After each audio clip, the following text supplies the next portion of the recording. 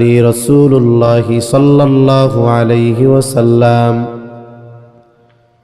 রাসূলুল্লাহ সাল্লাল্লাহু আলাইহি ওয়াসাল্লাম আমাকে বলেছেন, ইয়া আবু যর, হে আবু যর, ইত্তাকিল্লাহা হাইসুমা কুনতা। হে আবু যর, তুমি যেখানেই থাকো না কেন আল্লাহ তাআলাকে ভয় করবা।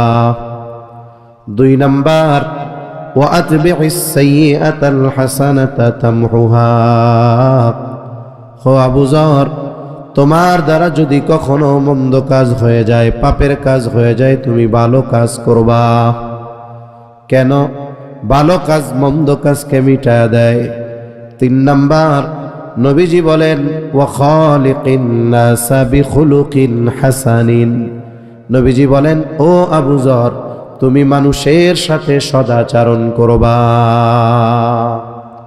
তাহলে নবীজি সাল্লাল্লাহু আলাইহি ওয়াসাল্লাম কয়টা বিষয়ের কথা বলছেন? জবান খুলে কোন কয়টা? বক্সের আওয়াজটা ছাড়েন, মিষ্টি করেন। বক্সের আওয়াজ নেই, বাইরের আওয়াজ আসতেছে। আওয়াজটা পুরো ছেড়ে দেন, সফট করবেন আওয়াজ, বক্স ড্যাপ ড্যাপ করবেন, আওয়াজ পুরো ছাড়েন। তাহলে 3টা বিষয়ের কথা নবীজি বলেছেন। কয়টা বিষয়?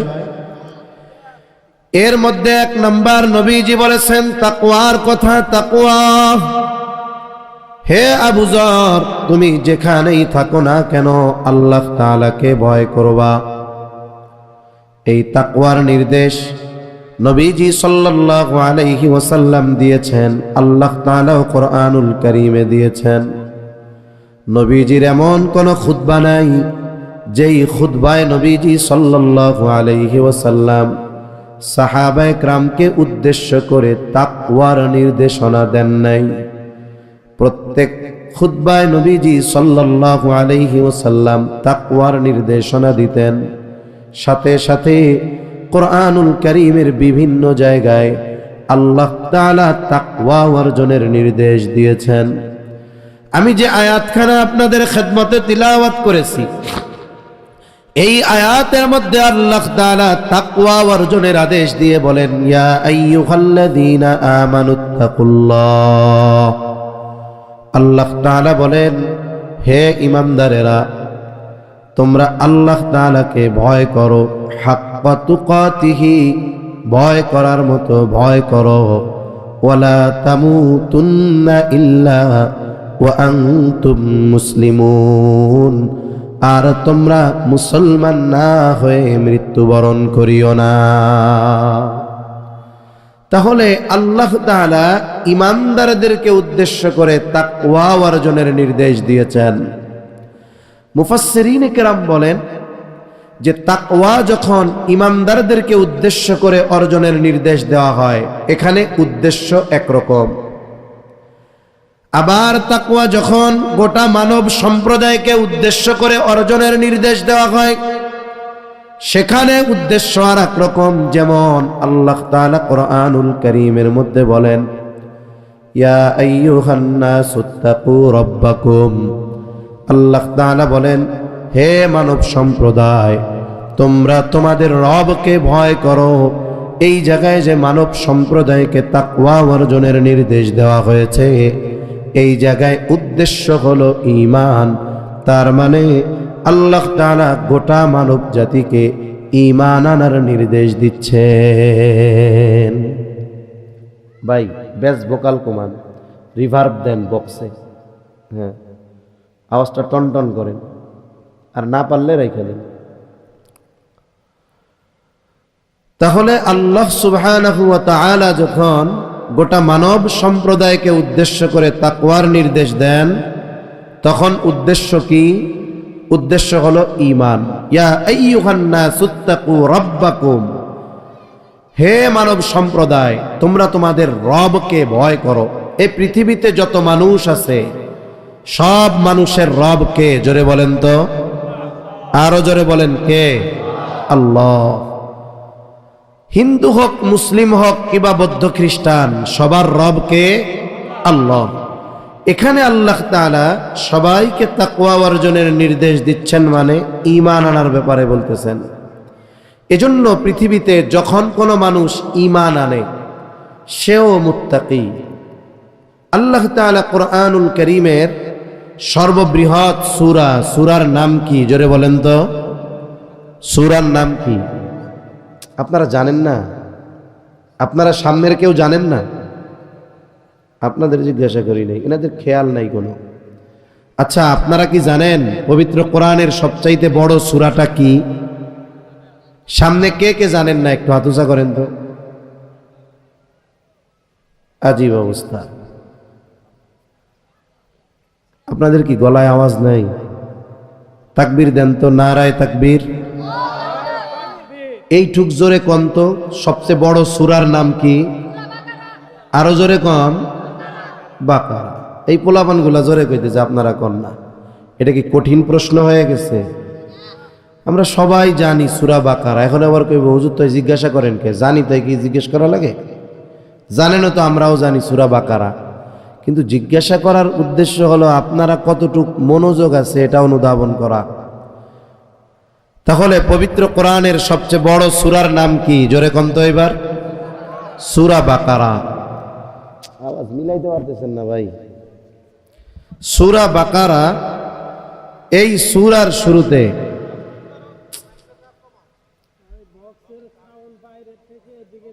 এই বক্স বন্ধ করেন, মাইক আছে না? মাইক ঘুরে আওয়াজ বাড়ান, বক্স লাগবে না। মাইক একটু অ্যাঙ্গেল করে দেন। মাইক দুইটাই কর্নারে দিলে আরো ভালো হইতো। মাইক বাদ ইয়া দেন, বক্স বাদ দেন, মাইক দেন, মাইকের আওয়াজ দেন। হ্যাঁ, মাইকের আওয়াজ দেন, বক্স লাগবে না। বক্স বন্ধ করে দেন একেবারে। তাহলে বক্স বন্ধই করে। কোরআনের সবচাইতে বড় সূরার নাম কি? জোরে কন। সূরা বাকারা। কোন সূরা? জোরে কন। এটাই আরো ভালো, ঠিক না? ওয়াজ মাহফিলে মাইক ভালো, বক্স হলো সঙ্গীত টঙ্গীত হবে, হাবনাতের অনুষ্ঠান হবে, এইসব জায়গায় বক্স ভালো।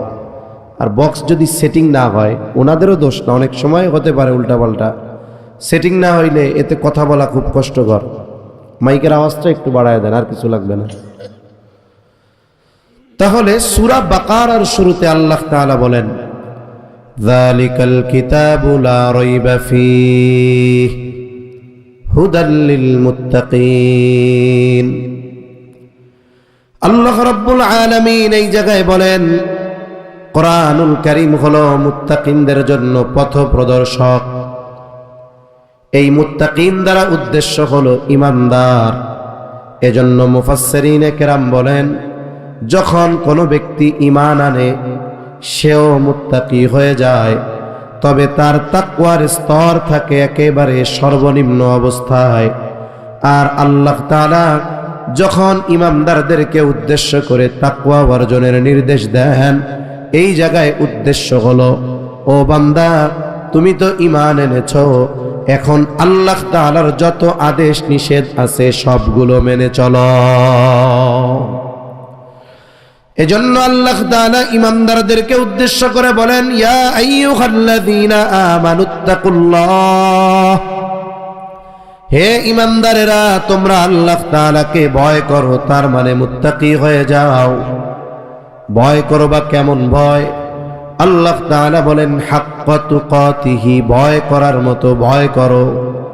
ওয়ালা তামুতুন্না ইল্লা ওয়া আনতুম মুসলিমুন, আর তোমরা মুসলমান না হয়ে মৃত্যুবরণ করিও না। বুজুর্গানে দিন বলেন, আল্লাহ তাআলা ইমানদারদেরকে বললেন তোমরা আল্লাহকে ভয় করো, এরপরে আল্লাহ বলেন ভয় করার মতো ভয় করো, এরপরে আল্লাহ তাআলা বললেন মুসলমান না হয়ে মৃত্যুবরণ করিও না। তার মানে একটার সাথে আরেকটার কানেক্ট আছে, সম্পর্ক আছে। আল্লাহর নির্দেশ মুসলমান না হয়ে মরবা না, মুসলমান হওয়ার জন্য কি করতে হবে? এর আগের কথা হাক্কা তুকাতিহি, আল্লাহকে ভয় করার মতো ভয় করতে হবে। তার মানে কি? আল্লাহ তাআলার সকল আদেশ নিষেধ মেনে চলতে হবে। আর এই নির্দেশ আল্লাহ দিয়েছেন কাদের উপরে? ইমানদারদের উপরে।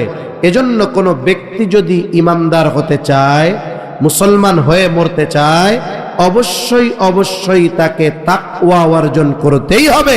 তার মানে আল্লাহ তাআলার বিধিবিধান হুকুম আহকাম মেনে চলতেই হবে, ঠিক কিনা বলেন? তাহলে ইমানদার হিসাবে যদি আমাদের তাকওয়া অর্জন করতে হয়, কোন পদ্ধতিতে আমরা তাকওয়া অর্জন করব? তাকওয়া অর্জনের সিস্টেমটা কি, পদ্ধতিটা কি? কোরআনুল কারীমে আল্লাহ তাআলার যত আদেশ নিষেধ আছে, আল্লাহ তাআলা বড় মেহেরবান, বড় দয়ালু।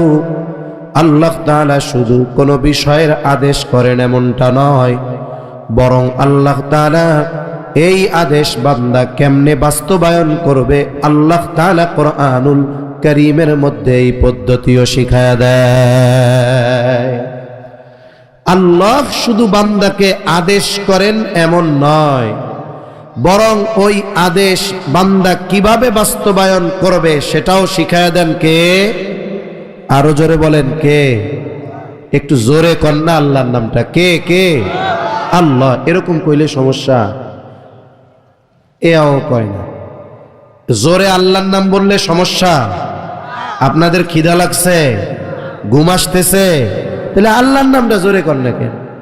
আল্লাহর নাম জোরে কইতে গিয়া কারো যদি গলা ফাইটা মইরা যায়, আমি তো মনে করি এই ব্যক্তি সৌভাগ্যবান।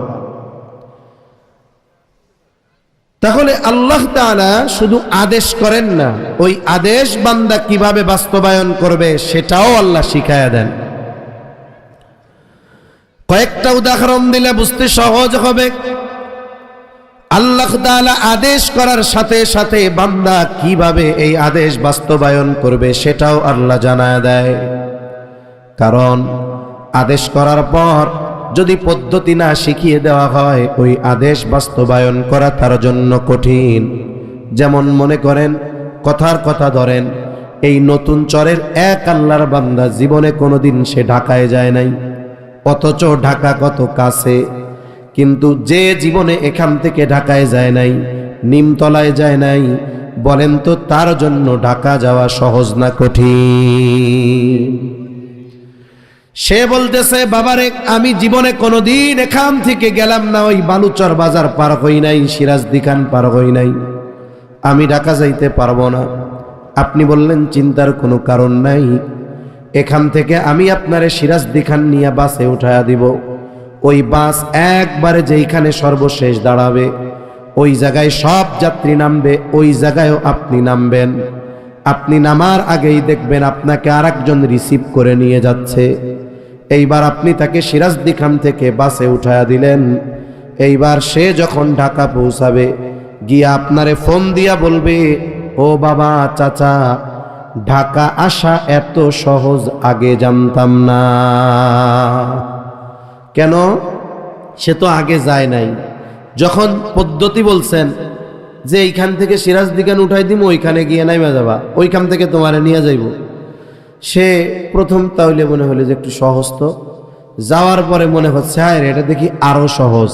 তার মানে আদেশ করার পরে কোনো বিষয় যখন কঠিন লাগে, ওই আদেশ বাস্তবায়নের পদ্ধতি যখন বলে দেওয়া হয়, আগের চাইতে ওই আদেশটা তার কাছে সহজ হয়ে যায় না কঠিনই থাকে? সহজ হয়ে যায়। আল্লাহ তাআলা বান্দাকে আদেশ করার সাথে সাথে ওই আদেশ বাস্তবায়নের পদ্ধতিও আল্লাহ তাআলা বলে দেন। এটা দুইটা পদ্ধতিতে হয়। একটা হলো এই আদেশ বাস্তবায়নের সুস্পষ্ট পদ্ধতি আল্লাহ বলে দেন, আর একটা হলো স্পষ্ট পদ্ধতি বলেন না, তবে সূত্র দিয়ে দেন। ওই সূত্র ধরে যদি কেউ অগ্রসর হয়, তাহলে তার জন্য আল্লাহর ওই আদেশ বাস্তবায়ন করা সহজ হয়ে যায়। যেমন কোরআনুল কারীমের মধ্যে আল্লাহ তাআলা নামাজের আদেশ দিয়েছেন। নামাজের আদেশ দিয়েছেন আল্লাহ, কিন্তু নামাজ কিভাবে পড়ব, নামাজের পূর্ণ পদ্ধতি বিস্তারিত আল্লাহ কোরআনে বর্ণনা করেন নাই। অথচ ঈমানের পরে সবচাইতে গুরুত্বপূর্ণ ইবাদত নামাজ। আল্লাহ তাআলা নামাজের আদেশ করেছেন কোরআনে, তবে নামাজের বিস্তারিত পদ্ধতি আল্লাহ কোরআনে জানায় দেন নাই। এখন আল্লাহ তাআলা আদেশ করেছেন, বলেন তো এই আদেশের আনুগত্য করা আমাদের জন্য নিঃসন্দেহে ফরজ, ঠিক কিনা কোন? তাহলে তো নামাজের আদেশ কোরআনে আছে, আল্লাহকে যদি জিজ্ঞাসা করি, ও রব, ও মালিক, আপনি তো নামাজের আদেশ করেছেন, আপনার এই আদেশের আনুগত্য কেমনে করব? কোরআনে তো নামাজের আদেশ আছে, নামাজ পড়ার সিস্টেমটা তো জানান নাই, কেমনে আপনার এই আদেশের আনুগত্য করব? আল্লাহ তাআলা জবাব দিয়ে বলেন, মাইয়ুতির রাসূলা ফাকাদ আতা আল্লাহ। আল্লাহ তাআলা বলেন, যে রাসূলের আনুগত্য করলো সে আল্লাহ তাআলারই আনুগত্য করলো। এখানে আল্লাহ কি জানাইছেন? মূলত আল্লাহ জানাইছেন, বান্দা, আমি তো নামাজের আদেশ দিয়েছি, এখন এই আদেশের আনুগত্য বাস্তবায়ন কেমনে করবা? তাহলে রাসূলের আনুগত্য করো। আমার এই আদেশ বাস্তবায়নের সিস্টেম নবীর কাছ থেকেই পেয়ে যাবা। সুবহানাল্লাহ। এজন্য নবীজিও বলেন, সল্লু কামা রাআইতুমুনি উসাল্লি, আমাকে যেভাবে নামাজ পড়তে দেখো তোমরা সেইভাবে নামাজ পড়ো। এবার যদি আমার কথা বুঝে থাকেন, আল্লাহর হস্তে জবান খুলে জবাব দিবেন, বলেন, নামাজের আদেশ করেছেন কে? আরো জোরে বলেন, কে? তবে নামাজের পদ্ধতি শিখিয়েছেন কে? মুহাম্মাদুর রাসূলুল্লাহ। নামাজের আদেশ করছে আল্লাহ, শিখিয়েছেন মুহাম্মাদুর রাসূলুল্লাহ। আর আমাদেরকে মুহাম্মাদুর রাসূলুল্লাহর কাছ থেকে শেখার নির্দেশ দিয়েছেন কে? আল্লাহ। কোরআনেই নির্দেশ আছে। আবার দেখেন, আল্লাহ তাআলা হজের আদেশ করেছেন, আল্লাহ, কিন্তু পদ্ধতি আল্লাহ তাআলা বিস্তারিত কোরআনে বলেন নাই। ওই যে আদেশ, যে আমার আদেশের আনুগত্য করবা, রাসূলের আনুগত্য করো। আর নবীজিও বলেন, খুদু আন্নি মানাসিকাকুম, হজ কিভাবে করতে হয় আমার থেকে শিখে নাও। তাহলে বলতেছিলাম যে আল্লাহ তাআলা কোরআনুল কারীমে যত আদেশ করেছেন, সব আদেশ বাস্তবায়নের পদ্ধতি আল্লাহ বলে দিয়েছেন, তবে দুই সিস্টেমে। একটা হলো সুস্পষ্ট নির্দেশনা দিয়েছেন, এটা এভাবে করবা, কোরআনেই আছে। আরেকটা হলো সুস্পষ্ট নির্দেশনা নাই, তবে ইঙ্গিতার সূত্র আছে। এই ইঙ্গিতার সূত্র সমর্থিত দুইটা উদাহরণ দিলাম। নামাজের আদেশও কোরআনে, হজের আদেশও কোরআনে, তবে পদ্ধতি শিখতে হবে মুহাম্মাদুর রাসূলুল্লাহ সাল্লাল্লাহু আলাইহি ওয়াসাল্লামের কাছে। কিন্তু তাকওয়ার ব্যাপারে আল্লাহ তাআলা শুধু আদেশ করেছেন আর ইঙ্গিত দিয়েছেন এমন নয়, বরং আল্লাহ তাআলা আদেশ দেওয়ার সাথে সাথে এই আদেশ বাস্তবায়নের পদ্ধতিও আল্লাহ জানায় দিয়েছে। কেমনে আমরা তাকওয়া অর্জন করতে পারি, এর অনেকগুলো পদ্ধতি সুস্পষ্টভাবে কোরআনুল কারীমের মধ্যে আছে। সবগুলো বলা সম্ভব নয়, কয়েকটি বিষয়ের কথা আমরা একটু জানি। এক নাম্বার, ইয়া আইয়ুহাল্লাযীনা আমানুত্তাকুল্লাহ, আল্লাহ তাআলা বলেন, হে ঈমানদারেরা, তোমরা মুত্তাকি হয়ে যাও। মুত্তাকি হয়ে যাও মানে ঈমান এনেছো, এখন আল্লাহ তাআলার আদেশ নিষেধ মান্য করো, হুকুম আহকাম মেনে চলো। আমরা জিজ্ঞাসা করলাম, আল্লাহ, মুত্তাকি কেমনে হব? আপনার আদেশ নিষেধ মেনে চলা আমাদের জন্য কিভাবে সহজ হতে পারে? আল্লাহ তাআলা এক নম্বরে বলেন, ওয়াকুনু মা'আস সাদিকিন। আল্লাহ তাআলা বলেন, ও আমার ইমানদার বান্দারা, তোমরা সত্যবাদীদের সঙ্গী হয়ে যাও। আল্লাহ তাআলা আবেদিন বলেন নাই, যাকিরিন বলেন নাই, শাকিরিন বলেন নাই, কিন্তু আল্লাহ তাআলা সাদিকিন কেন বললেন? কিছু গুণ আছে, ওই গুণ যদি মানুষ অর্জন করতে ভয়, তাহলে বাকি সব ভালো গুণ তাকে অর্জন করা লাগে। আমি মাঝে মধ্যে একটা উদাহরণ দিয়ে বুঝাই আর কি। এরকম আমাদের গ্রাম অঞ্চলে আমরাও ছোটবেলা দেখছি, যদি কোনো গ্রামে 2, 4, 10 গ্রাম পরেও কোনো ব্যক্তি যদি 5টা লেটার নিয়ে ম্যাট্রিক পাস করত, 5টা লেটার মানে 5 সাবজেক্টে 80-র উপরে পাইছে, এই 5 লেটার নিয়ে যদি ম্যাট্রিক পাস করত, 10 গ্রামের মানুষ তারে দেখতে যাইত যে ম্যাট্রিক পাস করছে 5টা লেটার নিয়ে। তা ওই সময়ও উচ্চ শিক্ষা ছিল, তবে শহর কেন্দ্রিক দেখা যাইতো এই ঢাকাতে আছে, দেশের আর কোনো জায়গা নেই, এরকম হইতো। তা ওই রকম প্রত্যন্ত অঞ্চলের মানুষ তারা জানতো যে ম্যাট্রিক আর আইএ পাস যারা করে এরা অনেক বড় শিক্ষিত। যারা ম্যাট্রিক আর আইএ পাস করে তারা অনেক বড় শিক্ষিত। তা গ্রামের মানুষ মুরব্বী এটা জানতো। তা ওই গ্রামের একটা ছেলে বহুত কষ্ট ক্লেশ করে শহরে এসে সে উচ্চ শিক্ষায় শিক্ষিত হয়েছে। ইউনিভার্সিটি থেকে অনার্স মাস্টার্স কমপ্লিট করছে, যে কোনো এক বিষয়ে পিএইচডি করছে, এরপরে সে বিসিএস ক্যাডার হয়ে এখন বড় সরকারি চাকরি করতেছে। আশেপাশের 10 গ্রামের সবচাইতে বড় শিক্ষিত লোক উনি এখন গ্রামে গেছে। আশেপাশের 5-7 গ্রামের লোক দেখতে আসছে, হ্যাঁ রে এই লোক নাকি আমাগো এলাকার সবচাইতে বড় শিক্ষিত। সবাই দেখে শুনে কুশলাদি জিজ্ঞাসা করে চলে গেছে।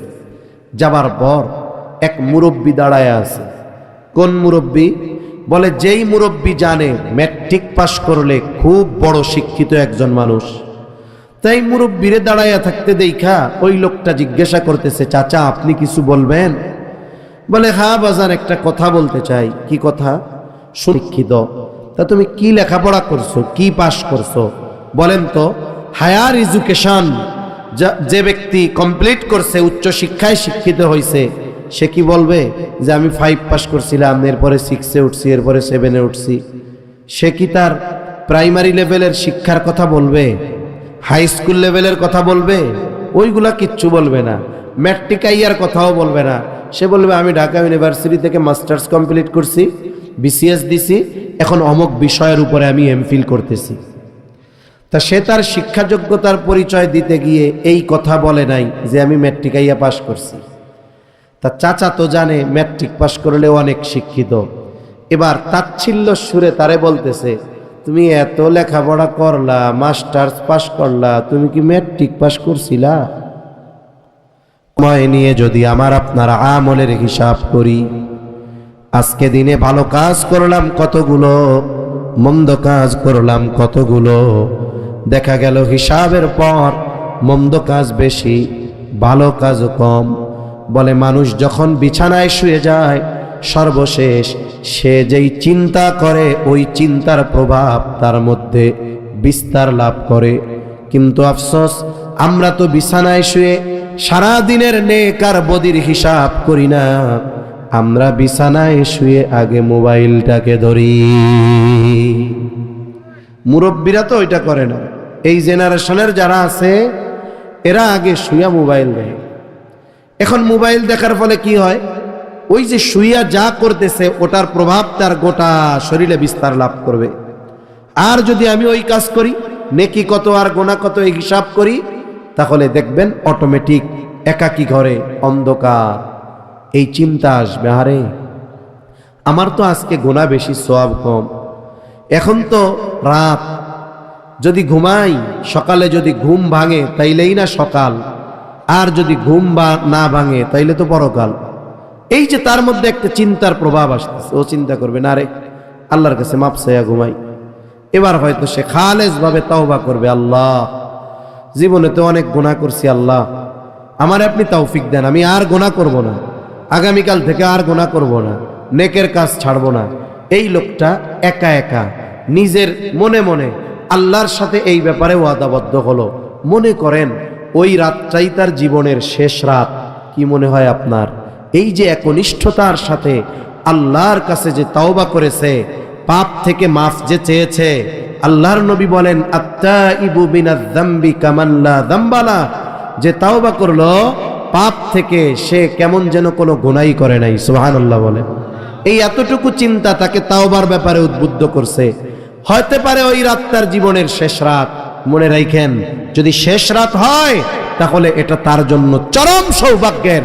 কিয়ামতের দিন উঠবে, আমলনামায় গুনাহ থাকবে না, কারণ আল্লাহর ওয়াদা, ঈমান আনবে, খালেস তাওবা করবে, ফাউলাইকা ইউবাদদিলুল্লাহু সাইয়্যাতিহিম হাসানাত, আল্লাহ তাআলা তার ওই পাপগুলোকে নেক দ্বারা বদল করে দিবে। সুবহান। এজন্য সম্মানিত উপস্থিতি, আমরা এতটুকু কাজ তো করতে পারবো। রাতের বেলা যখন ঘুমাবো, বিছানায় শুব, একটু দিনের ভালো কাজ আর মন্দ কাজের হিসাবটা করতে পারবো না ইনশাআল্লাহ? আমি আখেরাতের জন্য কি পাঠাইলাম আজকে দিনে একটু হিসাবটা করতে পারবো না?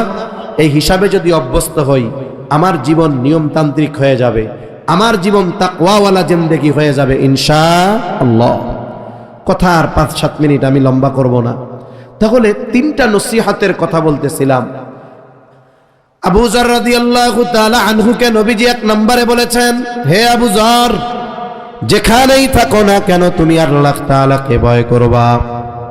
আর যার মধ্যে আল্লাহর ভয়, সে কখনো পাপাচারে লিপ্ত হতে পারে না। আর তাকওয়া অর্জনের জন্য কি করা দরকার? 2টা পদ্ধতি আমরা কোরআন থেকে জেনেছি। একটা হলো ভালো মানুষের সংস্পর্শ, সত্যবাদীদের সংস্পর্শ। 2 নাম্বার, আমাকে আপনাকে হিসাব করতে হবে, নজর দিতে হবে যে আমি আখিরাতের জন্য কি নেকি প্রেরণ করলাম। 2 নাম্বার নবীজি বলেন, ওয়া আতবি'is সাইয়্যাতাল হাসানাতা তামহুহা। ও আবু যর, তোমার দ্বারা যদি কখনো মন্দ কাজ হয়ে যায়, তুমি নেকের কাজ করবা, ভালো কাজ করবা। কেন? তামহুহা, নেকের কাজ ভালো কাজটাকে মিটায় দেয়। আল্লাহ তাআলাও বলেন, ইন্নাল হাসানাতি ইউযহিবানাস সাইয়্যাত। আমি যদি নেকের কাজ করি, মন্দ কাজ আল্লাহ মিটায় দিবে। কেমনে? যখন কোনো ভুল হয়, এখন তো টাইপ যখন করে, ভুল গেলে ওইটারে কাইটা ঠিক করতে পারে। কিন্তু আগে আমরা দেখতাম একজন একটা লেখায় ভুল করছে, এখন এই ভুল জায়গায় ঠিক জিনিস লেখার জন্য ফ্লুয়েড সাদা এক ধরনের কালি দিয়া ওইটারে শুকাইয়া আবার উপরে লেখা হইতো। ওইটা এমন কালার ছিল, কাগজের সাথে মিলা যাইতো, ভালোভাবে খেয়াল না করলে বোঝা যাইতো না যে ওই জায়গায় কোনো ভুল হয়েছিল কিনা। ঠিক কিনা বলেন? তাহলে ওই ভুলটাকে মিলাইয়া দিল কি? ওই সাদা কালিটা। অনুরূপভাবে নেকের কাজ মন্দ কাজ মিটায় দেয়। তবে হ্যাঁ, মন্দ কাজটা যেই লেভেলের, ভালো কাজটা সেই লেভেলের হতে হবে। মন্দ কাজটা যেই পর্যায়ের, ভালো কাজটাও সেই পর্যায়ের হতে হবে। মন্দ কাজ যদি কবিরা গুনাহ হয়, তাহলে এই মন্দ কাজ মোছার জন্য খালেস তাওবা দরকার। মন্দ কাজ যদি আচরণগত হয়, যে আমি একজন বড়, তার সাথে খারাপ আচরণ করছি, তাহলে এই ভালো কাজ কি বলে? তার কাছে ক্ষমা চাওয়া। ঠিক কিনা বলেন? এজন্য মন্দ কাজটা যেমন, এর বিপরীতে ভালো কাজটা কিন্তু এরকম হতে হবে। এজন্য কবিরা গুনাহ যদি হয়, তাহলে হবে তাওবা, কারণ তাওবার দ্বারা কবিরা গুনাহ আল্লাহ মাফ করে দেয়। ঠিক কিনা বলেন? মন্দ কাজ যদি হয় আরেকজনের হক নষ্ট করা, জমি মাইরা খাওয়া, তাইলে ভালো কাজ কি হবে? তার হক আদায় করা। এখন আমি যদি তার হক আদায় না কইরা আস্তাগফিরুল্লাহ আস্তাগফিরুল্লাহ করতে থাকি, কাজ হবে? জোরে বলেন, কাজ হবে? এজন্য মন্দ কাজটা কেমন, ওর বিপরীতে ভালো কাজটাও কিন্তু আছে। মন্দ কাজটা যেমন, ওটার বিপরীতে ভালো কাজটাও নির্দিষ্ট একটা ভালো কাজ। মন্দ কাজটা যদি বান্দার হক সম্পৃক্ত হয়, তাহলে আল্লাহর কাছে মাফ চাইলে পাওয়া যাবে। মন্দ কাজটা যদি আল্লাহর হক সম্পৃক্ত হয়, তাহলে আল্লাহর কাছে মাফ চান। এজন্য নবীজি বলেন, তোমার দ্বারা যখন মন্দ কাজ হবে, ভালো কাজ করবা। ভালো কাজ করলে কি হবে? আল্লাহ মন্দ কাজটাকে মিটায়া দিবে। শুধু মিটায়া দিবে তা না, আল্লাহ তাআলা বলেন, ফাউলাইকা ইউবাদদিলুল্লাহু সাইয়্যাতিহিম হাসানাত। এখন ওই যে ফ্লুয়েড কালি দিয়ে লেখাটা মুছছে, ওই জায়গাটা যদি সাদাই থাকে, ফাঁকাই থাকে, বোঝা যাবে ভুল হইছে। আল্লাহ ওই নেকটা, গোনাটা মুইসা আমল নামার জায়গাটারে সাদা রাখবে না। আল্লাহ তাআলা দয়া কইরা ওই ফাঁকা জায়গাটাও নেক দ্বারা ভরপুর করে দিবে। সুবহানাল্লাহ। এটা হলো ব্যক্তির নিজের হক। যে মুত্তাকি, সে আল্লাহর হক আদায় করে। যে আল্লাহকে ভয় করে, সে আল্লাহর হক আদায় করে। ব্যক্তির নিজের হক এইটা কি? এইটা বলে ব্যক্তি নিজের উপরেও কিন্তু নিজে জুলুম করে। আর জুলুম কিসের মাধ্যমে হয়? বলে পাপের মাধ্যমে। এখন আমি যদি পাপ করি, আমার উপরে জুলুম করলাম, এখন এই পাপ যদি আল্লাহর হক সম্পৃক্ত হয়, আল্লাহর কাছে মাফ চাবো। পাপ যদি বান্দার হক সম্পৃক্ত হয়, বান্দার কাছে মাফ চাইব। তার মানে এই ভালো কাজ করার মাধ্যমে নিজের উপরে নিজে আর জুলুম করলাম না। 3 নাম্বার, ওয়া আতবি'is সাইয়্যাতাল হাসানাতা তামহুহা ওয়া খালিকিন নাসা বিখুলুকিন হাসানিন। নবীজি বলেন, ও আবু যর, তুমি মানুষের সাথে সদাচরণ করবা। সদাচার এটা ব্যাপক অর্থবোধক একটা শব্দ। অনেক সময় আমরা সদাচরণ বলতে বুঝি শুধুমাত্র মুখ দিয়ে ভালো কথা বলা, হাস্য উজ্জ্বলভাবে কথা বলা। না না, বলে শুধু হাস্য উজ্জ্বলভাবে কথা বলা আর মিষ্টি কথা বলা এমনটা নয়, বরং মানুষের সাথে প্রকৃত সদাচরণকারী ওই ব্যক্তি যে মানুষের সব হক আদায় করে। হক, মা বাবার হক, যেমন আল্লাহ বলছে মা বাবার সাথে সদাচরণ করো। এর দ্বারা উদ্দেশ্য কি? শুধু হাসি মুখে কথা বলা? না না, মা বাবার যত হক আছে সব হক আদায় করো। এই হকের মধ্যে অন্যতম একটা হক হলো তাদের সাথে নরম ভাষায় সম্মানের সাথে কথা বলা। এবার আত্মীয় স্বজনের কি হক আছে, আত্মীয়র কি হক আছে, প্রতিবেশীর কি হক আছে, ফুফুদের কি হক আছে, বোনদের কি হক আছে, সব হক আদায় করার নামই হলো প্রকৃতপক্ষে সদাচরণ। এখন বোনের সম্পদ ভাই মেরে খেয়ে ফেলছে। বাবার যা সম্পদ ছিল বোন জানে না কোন কোন জায়গায় কি আছে। এখন ভাই সুন্দর মতো ভালো ভালো সম্পদগুলো নিজে রাইখা বোনদের ঠকাইছে।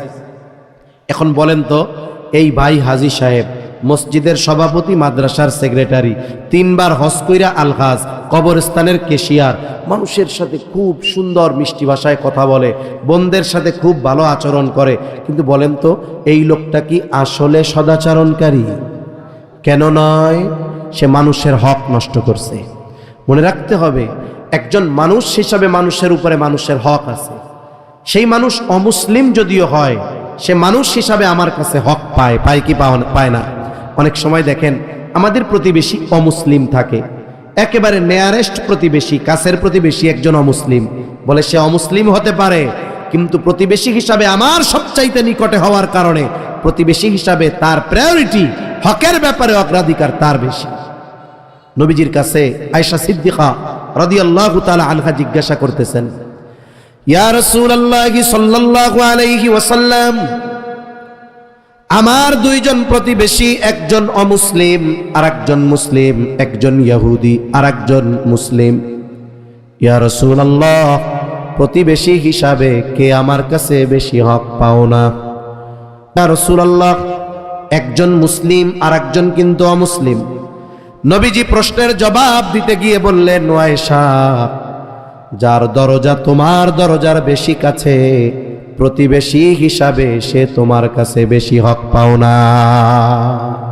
নবীজি বলেন নাই যে ইমানদার সে বেশি হক পাবে, যে অমুসলিম সে বেশি হক পাবে না, বরং নবীজি কি বলছে? প্রতিবেশী হিসাবে একজন মুসলিমের চাইতেও যদি অমুসলিম আমার বেশি কাছে হয়, তাহলে ওই অমুসলিম প্রতিবেশী হিসাবে বেশি হক পাবে। সুবহানাল্লাহ। ইসলামে সদাচরণ, এটা যে কত সুন্দর এক জিনিস, কিন্তু আফসোসের ব্যাপার, ইসলামের এই সৌন্দর্য সময়ের সাথে সাথে আমাদের থেকে বিদায় নিতেছে, ঠিক কিনা বলেন? এজন্য আমরা প্রতিবেশীদের সাথে ভালো আচরণ করব তো ইনশাআল্লাহ। কথা কেন বললাম? কারণ আমাদের দেশে, বিশেষ করে গ্রাম অঞ্চলে আমরাও দেখছি, প্রতিবেশীর সাথে সবচেয়ে ভালো সম্পর্ক থাকার কথা, কিন্তু সবচাইতে খারাপ সম্পর্ক প্রতিবেশীর সাথে। জমির সীমানা নিয়ে দ্বন্দ্ব, অথচ নবীজি প্রতিবেশীর ব্যাপারে বলেন, আওসিনি জিবরিলু বিল জার হাত্তা যানানতু আন্নাহু সাইওয়ারিসাহু। নবীজি বলেন, জিবরাইল আমাকে প্রতিবেশীর ব্যাপারে এত তাকিদ দিচ্ছিল, প্রতিবেশীর হকের ব্যাপারে, প্রতিবেশীর সাথে সদাচরণের ব্যাপারে এত তাকিদ আর এত গুরুত্ব দিচ্ছিল, হাত্তা যানানতু আন্নাহু সাইওয়ারিসাহু, আমি তো মনেই করছিলাম যে প্রতিবেশীকে মনে হয় ওয়ারিশ বানায় দেওয়া হবে, তার মানে আমার মৃত্যুর পরে আমার সম্পদের একটা অংশের মালিকানা হয়তো তাকে দিয়ে দেওয়া হবে। অথচ দেখুন, আমরা প্রতিবেশীর সাথে সদাচরণ করি না, আমাদের আত্মীয়দের সাথে আমরা সদাচরণ করি না। অথচ রাসূল আকরাম সাল্লাল্লাহু আলাইহি ওয়াসাল্লাম বলেন, আত্মীয়তার সম্পর্ক ছিন্নকারী ভেস্তে প্রবেশ করতে পারবে না। কি হয়? আমি ধনী, আমার যেই সমস্ত আত্মীয়রা ধনী আছে তাদের সাথে সম্পর্ক খুব ভালো, আর যেই আত্মীয় গরিব, টাকা পয়সা নাই, দিন মজুরি কষ্ট করে খায়, ওর পরিচয় দিতেও আমার লজ্জা লাগে। আছে না নাই? এরকম বলেন। আমার বাড়িতে বিবাহ অনুষ্ঠান, সামাজিক অনেক অনুষ্ঠান হয়, আমি দাওয়াত ওই সম্পদ টাকা পয়সাওয়ালা যাদেরকে দেই, আর ওদেরকে দাওয়াত দিতে লজ্জা পাই। সেরা জামা গায়ে দিয়ে আসবে, যদি আমার পরিচয় দেয় আমার আত্মসম্মান থাকবে? এই ধরনের লোক আছে না নাই? এজন্য খবরদার, আত্মীয়দের সাথে আমরা সদাচারী হব, তাদের সাথে ভালো ব্যবহার করব, তাদের হক আদায় করব। এরপরে দেখুন, আমরা আমাদের বোনদের সাথে অনেক সময় মিষ্টি ভাষায় কথা বলি ঠিক, কিন্তু তাদেরকে পিতৃ সম্পদ থেকে বঞ্চিত করি, অথবা তাদেরকে আমরা ঠকিয়ে দেই, অথবা তারা যদি তাদের হক বুঝে নিতে আসে আমরা রাগ হই, কষ্ট পাই, অথচ আমি তাহাজ্জুদ গুজারি।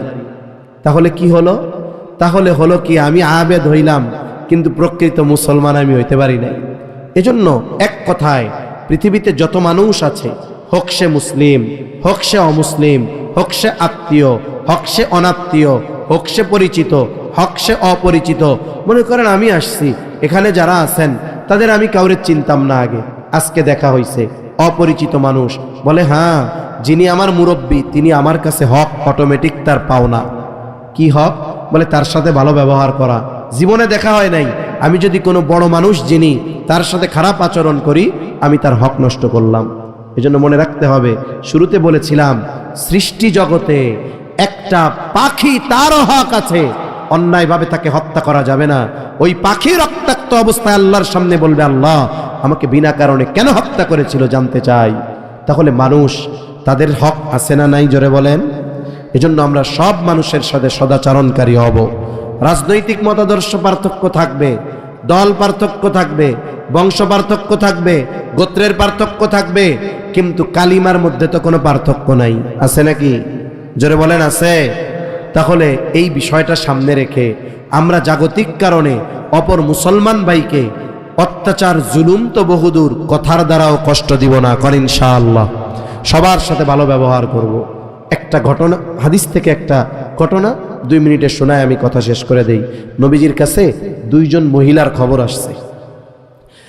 একজনের ব্যাপারে বলা হলো, ইয়া রাসূলুল্লাহ, এই মহিলা এমন কোনো আমল নাই যে সে করে না, ফরজ থেকে নিয়ে তাহাজ্জুদ, তাওয়াবিন, ইশরাক, আইয়াম বীজের রোজা, সোম বৃহস্পতিবারের রোজা, সকাল সন্ধ্যার সকল মামুলাত সহ সব সময় জিকির আজগার করে। এক কথায় একজন আবেদা মহিলা, কিন্তু সমস্যা তিনি তার প্রতিবেশীর সাথে একটু খারাপ আচরণ করেন। আর একজন মহিলা সে অনেক ইবাদত করে না, কিন্তু সে তার প্রতিবেশীর সাথে ভালো আচরণ করে। ইয়া রাসূলুল্লাহ, এই 2জন মহিলার মধ্যে কে উত্তম? নবীজি বলেন, যে তার প্রতিবেশীর সাথে ভালো ব্যবহার করে। তার মানে কি বুঝলাম? আমি ইবাদত করতে নিরুৎসাহিত করতেছি না, মূলত আমি ইবাদত করি কিন্তু আমি মানুষকে বকা দেই, মানুষের হক নষ্ট করি, প্রতিবেশীকে কষ্ট দেই। বলে এই কর্ম আমাকে আমার ইবাদতের মাধ্যমে, এই কর্ম না ছাড়লে আমি প্রকৃত মুসলমান হতে পারবো না। আবেদ হব হয়তো, মানুষ আলহাজ বলবে হয়তো, তাহাজ্জুদ গুজারি হয়তো বলবে, কিন্তু নবীজির সংজ্ঞায় আমি তো মুসলমান হতে পারি নাই। নবীজি কি বলেন? আল মুসলিমু মান সালিমাল মুসলিমুনা মিন লিসানিহি ওয়া ইয়াদিহি। নবীজি বলেন প্রকৃত মুসলমান হলো সে যার জবান আর হাতের অনিষ্ট থেকে অপর মুসলমান নিরাপদ থাকে। আমি প্রকৃত মুসলিম কিনা এটা ইবাদতের মাধ্যমে আমি আমাকে জাস্টিফাই করতে পারবো না। আমি প্রকৃত মুসলিম কিনা আমি অন্যান্যদের সাথে কেমন আচরণ করতেছি, ইবাদত তো করতে হবে যেগুলো করণীয়, সাথে সাথে আমি অন্যান্যদের সাথে কেমন আচরণ করতেছি, এই আচরণের মাধ্যমে জাস্টিফাই হবে যে আমি প্রকৃত মুসলমান হতে পেরেছি কিনা। ঠিক কিনা বলেন? এজন্য সম্মানিত উপস্থিতি, সদাচরণ আমরা যদি শুধু মুখকে নিয়ন্ত্রণ করি, আমাদের জবানকে কন্ট্রোলে আনি, ভালো ব্যবহার করি, তাহলে দেখবেন এই যে উত্তম ব্যবহার বা মানুষের হক, এর বড় একটা অংশ আমাদের জন্য বাস্তবায়ন করা অতি সহজ হয়ে যাবে ইনশাআল্লাহ। তাহলে আমরা যেই নবীজির নসিহত মাখা হাদিস একজন সাহাবীকে নবীজি শোনায়াছিলেন, তার নাম হলো হযরত আবু যর রাদিয়াল্লাহু তাআলা আন। তিনি বলেন, নবীজি সাল্লাল্লাহু আলাইহি ওয়াসাল্লাম আমাকে বলেছেন, হে আবু যর, তুমি যেখানেই থাকো না কেন ভয় করবা কাকে? আল্লাহ তাআলাকে। বলেন তো, যার অন্তরে আল্লাহর ভয় আছে তার দ্বারা কি কখনো কোনো ধরনের পাপাচার হতে পারে, গুনাহ হতে পারে, শিরিক হতে পারে? আর এটা অর্জন করব কেমনে? এই গুণটা যাদের মধ্যে আছে তাদের সাথে থাকবো, সাথে সাথে আখিরাতের চিন্তা করব, হিসাব করব। এখন ওই ভয় যদি আমার মধ্যে থাকে, আমার দ্বারা যদি শিরিক না হয়, আমার দ্বারা যদি পাপ না হয়, তাহলে হক আদায় হবে কার? জোরে বলেন না কার? 2 নাম্বার, তোমার দ্বারা যদি কখনো পাপের কাজ হয়, তুমি তাহলে ভালো কাজ করো,